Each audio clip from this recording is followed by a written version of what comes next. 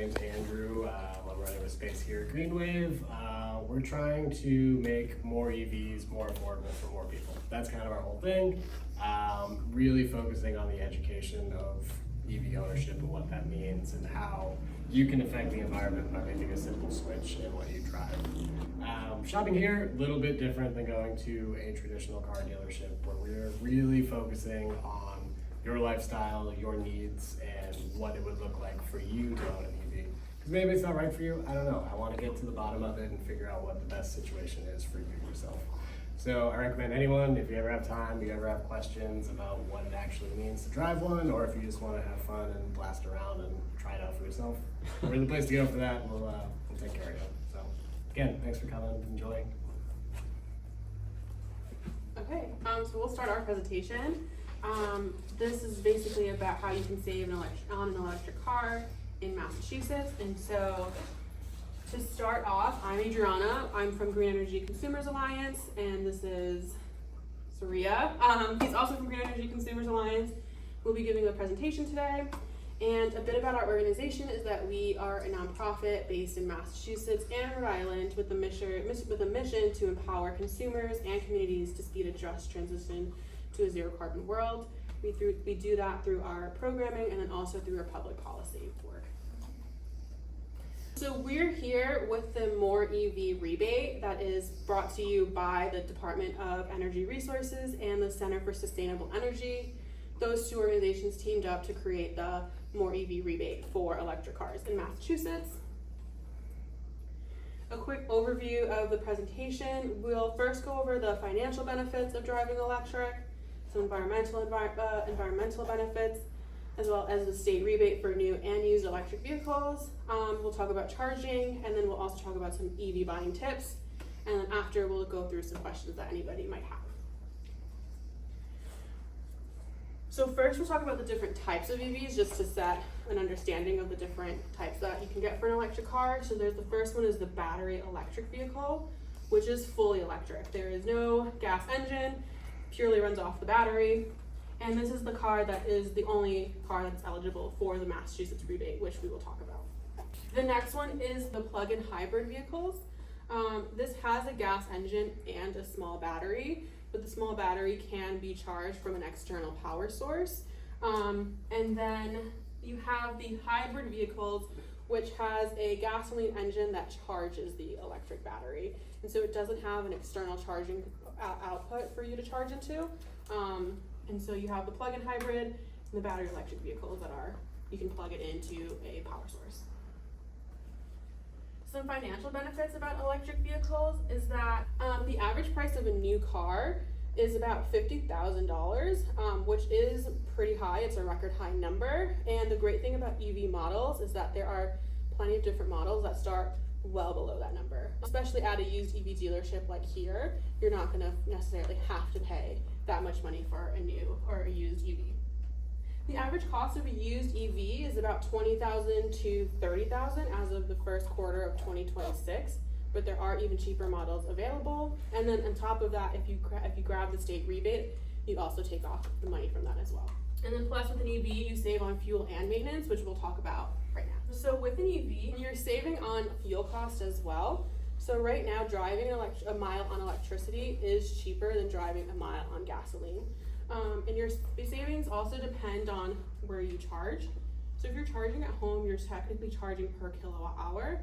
So the same amount you would pay for like running your fridge or running the lights. But then if you're using public charging, you are still paying per kilowatt hour, but you also may pay like an extra fee for operation or maintenance costs. But we'll get into at home and public charging later on in the presentation.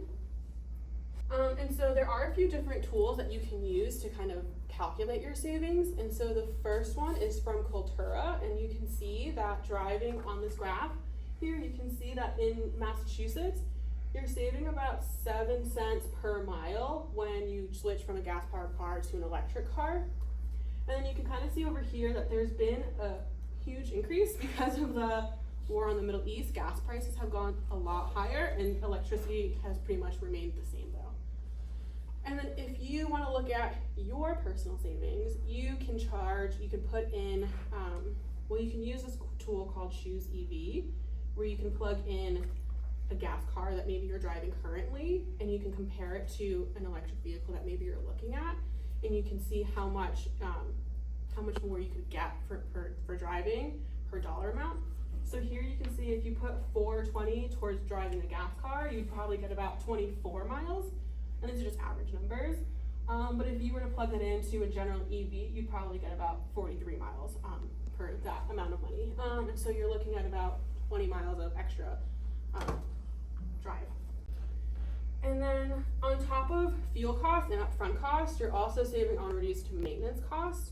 So with an EV, there are a lot less moving parts than a gas car because you don't have battery, and the engine, and you also don't have, you eliminate like the transmission service, the spark plugs, the oxygen center, oil filters, engine air filters, timing belts, and then on this list you can also see like even more detail about what you're saving and what's eliminated from the car. And so EVs generally have half the maintenance cost of gas-powered cars over the life of the car, including production. So even if you take into account the production of the car and the battery, it's still less. And so on top of the savings, there's also huge environmental benefits to owning an electric vehicle. Right now, the transportation sector is the largest source of greenhouse gas in Massachusetts, and over the last few years, I've been at this organization for 7 years. It has not changed, and so we have to make huge jumps to like increase electrification of our roads. So EVs emit less per mile on a life cycle basis, even in taking into account electricity generation. And so this infographic here shows that. Do you want to take over the infographic for me? Sorry. No, you're good. This basically shows like the comparison of a 2026 Chevy Equinox like SUV, and it compares that to the like national like average for trucks and SUVs that are like miles per gallon. So basically what this is trying to show is that for an average truck or SUV to be as efficient as a 2026 Chevy Equinox, it would need to get 132 miles per gallon. So it's a little bit of a confusing graphic, but it is basically just trying to say that a regular like gas vehicle would need to be about 6 times as efficient in order to even be comparable to, in this example, a 2026 Chevy Equinox. Thank you. And then also, EVs produce less pollutants that harm human health, like particulate matter, which are very small particles that come from like tire wear, brake wear, or just the combustion of a gas car. And so you see less of that in an EV. And then also, pollution from gas vehicles are much worse in low income and communities of color across the country, and also here in Massachusetts. And the health impacts of bad air quality are also worse in these communities. And according to the American Lung Association, they're a great resource if you want to find more about this data, but they estimate that the full electrification by 2050 would generate about $1.2 trillion in public health benefits. All right, thank you for all of that information, Adriana. I will be talking about the rebates that exist here in Massachusetts for new and used electric cars. So what is More EV? More EV is the Massachusetts state program that offers these rebates for eligible battery electric vehicles or fuel cell vehicles. So the rebate, there is the standard rebate, which is $3,500, which goes towards a new EV. There is also a $3,500 used rebate for used vehicles. On top of that, if you participate in any income qualifying programs such as SNAP or WIC, or if you're a part of Mass Health, you can get an additional $1,500 off, and you can also get an additional $1,000 off if you trade in your gas car when you're purchasing an electric vehicle. There's also a $7,500 rebate for electric pickup trucks and other Class 2B vehicles. You can get these rebates at the point of sale, so at a dealership, or you can also get them after you purchase the vehicles within 90 days. You can get a check mailed to you. Are those rebates available for purchasing EVs or just purchasing? It is for purchase and lease. If it's for a lease, it'll just be like built into your lease pricing. So this is just the same information that I just told you, just shown as a little table there. So you have the More EV Standard and More EV Used, which is $3,500 off a new or used vehicle.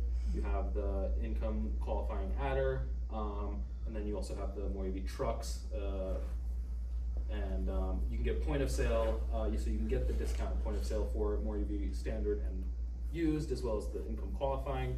But if you do want to get a truck, will have to do that post-purchase. Can I ask a question? Yeah, for sure. Can you use that for 2 vehicles, or is it only per household, 1? I believe it's per vehicle, I Okay. think. So like, once that vehicle has been like, yeah, it's like if you buy one vehicle, like you can only get it for that. Like if you're selling that car, you can't like get the But if rebate. you're gonna again. do a second. But if you get 2, yes. Yes, you can get 2, yeah, Okay, yeah. thank you. It's just per vehicle, that's correct. So now we can talk about charging your EV. When it comes to EV charging, there's 3 basic levels. The first one is level 1. This is the slowest type of charging, and it's sufficient for for average drivers. And it can be done on a 120 volt outlet, so just like a standard outlet that you would have in your home. It will add about 3.5 to 6.5 miles per hour of charging, and again, these are usually found in your home. But you can also get like a portable cable that you can bring around in your car to wherever you go. So if you would just like to plug it in while you are like staying for a longer period of time somewhere, you could always just plug it in there.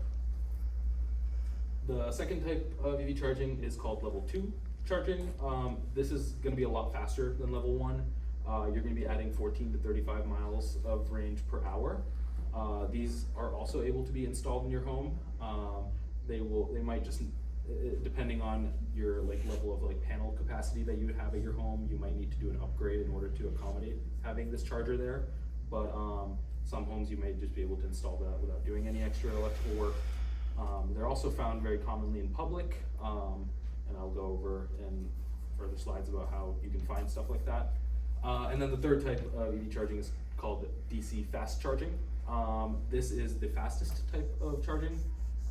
It can add about 100 miles in about 30 minutes, or it can charge your EV like up to 80% in close to 20 to 30 minutes, depending on the EV that you have. And this is going to be usually just found in public. People don't really install these at home just due to how expensive they are. But you can find these usually in public, and talk about how we can find charging now. Oh, actually, we're going to talk about the ports first. So these are just the types of charging ports that come with EVs. So before, the most common ones were called the J1772s. So that used to be standard for most vehicles that weren't Teslas. And then Tesla had the NACS, or is known as NACS, or the North American Charging Standard. So again, that was for mostly Teslas just had that, but now all cars are kind of like converging on that NACS standard, so that there's just like one basically type of charger that you can use for all cars. So a lot of the newer vehicles will be using the NACS standard. And then this is just for the DC fast chargers. They have a couple different other types, just due to it being different for the fast charging. So there's CCS and CHAdeMO, as well as the NACS. So if you do have NACS, you are able to do DC fast charging. And so this is some ways that you can find public charging near you. So if you don't have a charger at home, which is common for people who are like renting, or if you just don't have the ability to install the charger at your house, you can locate a lot of charging stations through tools like PlugShare and a better route planner. This image here is actually from PlugShare, and it kind of will show how many charging areas are like right next to you. Charging network companies such as like ChargePoint and Electrify America all have their own apps where they have all of their different chargers that they have within their network. And most EVs these days can also help you locate nearby charging stations right there in the car. So you don't even have to go through like an extra website or an app. And Google Maps and Apple Maps also have features for finding EV charging as well. So it's definitely not too hard to find charging if you need it while you're out and about and not at home. In addition to all of this information, our EV Finder can also help you find information. Our EV Finder aggregates all sorts of information about all types of electric vehicles. You can learn about new and used EVs. You can filter by the type, the drivetrain, the incentive eligibility, the number of seats, basically any feature that you would like in your car, and help you narrow down your choices. You can also sign up to be a part of our newsletters and learn more about EVs from our team. And yeah, I think that's all we have for today. So thank you for being here, and happy to answer any questions. So do you think that the previous non-Tesla type of outlet is going to be phased out? I think that's the idea, yeah. I think it is just more beneficial overall to like have that one like standard, just so that people don't have to carry around like a bunch of different types of adapters and Adapter. stuff. But an adapter would work. It does, Yes, so such a that is thing. what people Okay. currently use. People usually will just keep it in their car and just plug it in, and it's not too much of an extra hassle, but you do need to like go buy an adapter, and dealerships will have them too, but yeah, Got it. yeah. Would you be paid more for the Tesla type adapter charger? I actually don't know the prices of the adapters. They're a couple hundred. Couple hundred. Yeah. Okay, yeah, so they're in that ballpark, yeah. That's correct. Is there any concern that this program will end,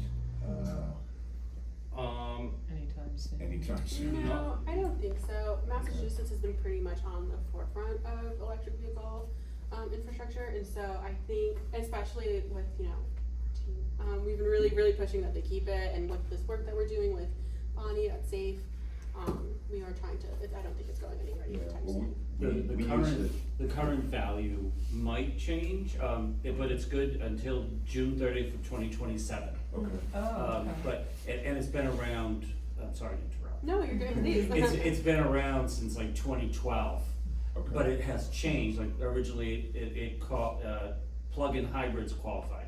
And then they removed plug-in hybrids and gave more space for EVs as far as price goes. So that type of stuff might change, but there will be, I got my first rebate in 2017.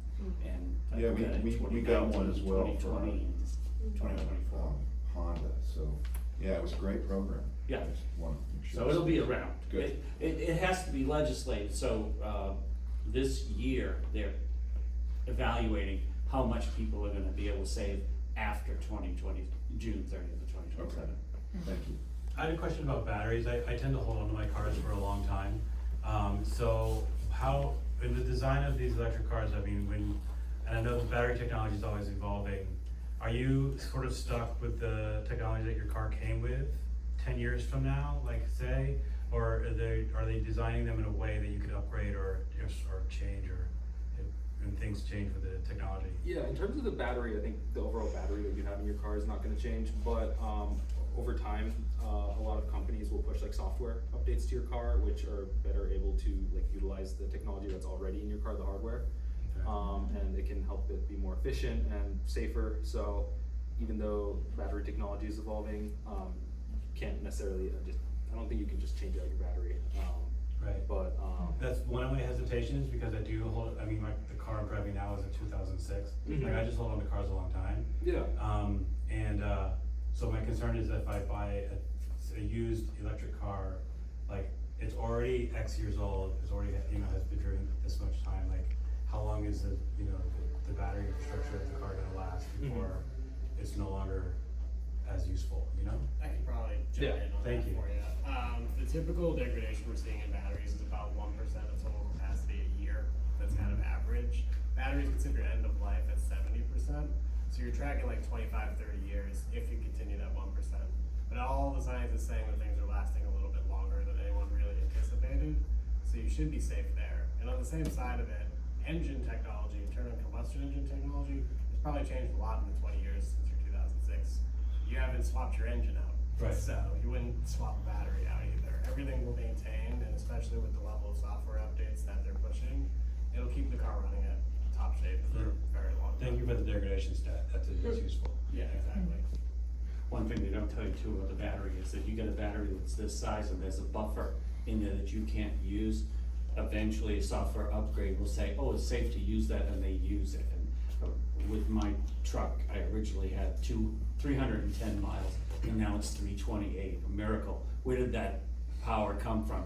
All we did was open up the buffer. So you have a part of the battery that you can't use, but with a software update, you might be able to. I don't understand why that was the case. I know that For probably safety be- reasons, you really aren't supposed to charge your battery all the way to 100% all the time, except if it's a certain type of battery, like LFP. So, they wanna make sure that you're not, so you don't get to use that last 10% of your battery or something like that, just for safety reasons. And then they find out, hey, nobody's had a problem, let's give them I a see. little bit more. I see. Yeah, Tesla does that, and I know Rivian does And there was one case where Nissan Leaf, you could replace the battery and upgrade, but that's the only one I've ever heard.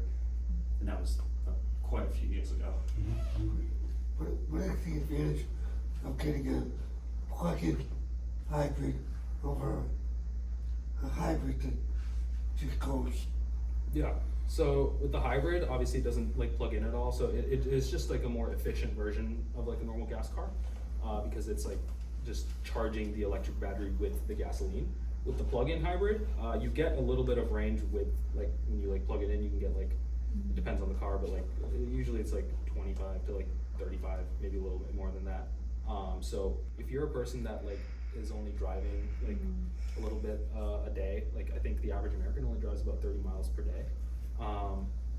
Then if you only need like 30 miles a day, you can just drive, do go about your business for the whole day and then come home and just plug it in, and you wouldn't have to like necessarily get gas that often. So that's kind of the advantage there of getting the plug-in hybrid versus a regular hybrid. Andrew, can we invite you back up? I think most folks here didn't get to hear from you.